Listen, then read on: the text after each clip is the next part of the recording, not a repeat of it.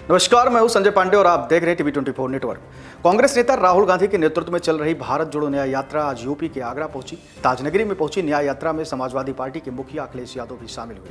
इस दौरान प्रियंका गांधी भी मौजूद रही। इस दौरान राहुल गांधी ने जनसभा को संबोधित करते हुए कहा कि बीजेपी नफरत फैलाने का काम कर रही है। हम इस नफरत को मोहब्बत से हटाएंगे। देश में अन्याय बढ़ रहा है। कांग्रेस सांसद ने कहा कि आप अगर गरीब हैं तो आपको इस देश में 24 घंटे अन्याय का सामना करना पड़ेगा। नफरत की वजह अन्याय है, इसलिए हमने अपनी यात्रा में न्याय शब्द को जोड़ा है। न्याय यात्रा में आगरा पहुंचे अखिलेश यादव ने कहा कि हमारा एक ही संदेश है, बीजेपी हटाओ, देश बचाओ, संकट हटाओ।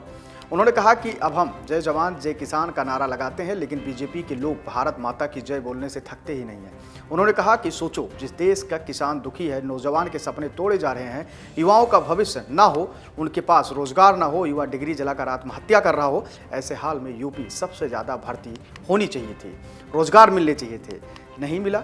सरकार की ऐसी कोई भर्ती नहीं है जिसमें पेपर लीक ना होता हो। ये पेपर लीक सरकार जानबूझकर कराती है। अखिलेश यादव ने कहा कि हमें उम्मीद है कि गठबंधन और पीडीए की लड़ाई एनडीए को हराएगी।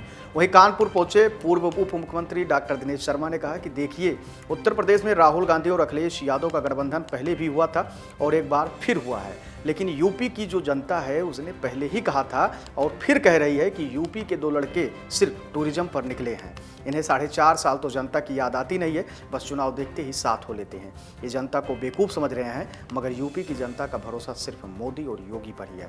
जब राज्यसभा सदस्य डॉक्टर दिनेश शर्मा ने यह सवाल किया गया कि आखिर पेपर लीक कैसे हो गया, योगी सरकार इसमें फेल कैसे रही, इस सवाल के जवाब में उन्होंने बताया कि पेपर लीक प्रकरण पर अब सरकार बेहद सख्त है। यूपी पुलिस भर्ती परीक्षा में सरकार के पास जैसे ही साक्ष्यों के साथ पेपर लीक की सूचना आई तो फौरन ही परीक्षा भर्ती को निरस्त कर दिया गया।